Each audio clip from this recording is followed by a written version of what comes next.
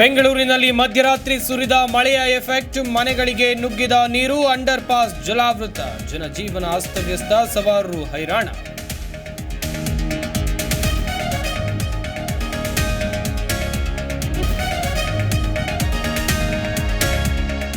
ಬೆಂಗಳೂರಿನಲ್ಲಿ ಮಳೆ ಹಾನಿ ಪ್ರದೇಶಕ್ಕೆ ಡಿಸಿಎಂ ವಿಸಿಟ್, ನೀರು ನಿಲ್ಲದಂತೆ ಕ್ರಮ ಕೈಗೊಳ್ಳುತ್ತೇವೆ. ಬೆಂಗಳೂರಿಗೆ ಇನ್ನು ಜೋರು ಮಳೆ ಆಗಲೆಂದು ಡಿಕೆಶಿ.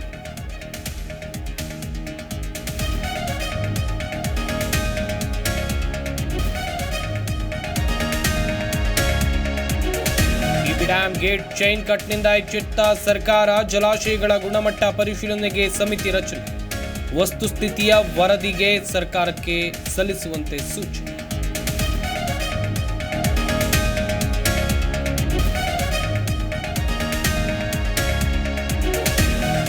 ತುಂಗಭದ್ರಾ ಡ್ಯಾಂನ 19ನೇ ಕ್ರಸ್ಟ್ ಗೇಟ್ ಕಟ್, ಡ್ಯಾಂ ವೀಕ್ಷಣೆ ಮಾಡಿದ ವಿಪಕ್ಷ ನಾಯಕರು. ನಾಳೆ ಟಿಬಿ ಜಲಾಶಯಕ್ಕೆ ಸಿಎಂ ಸಿದ್ದರಾಮಯ್ಯ ಭೇಟಿ.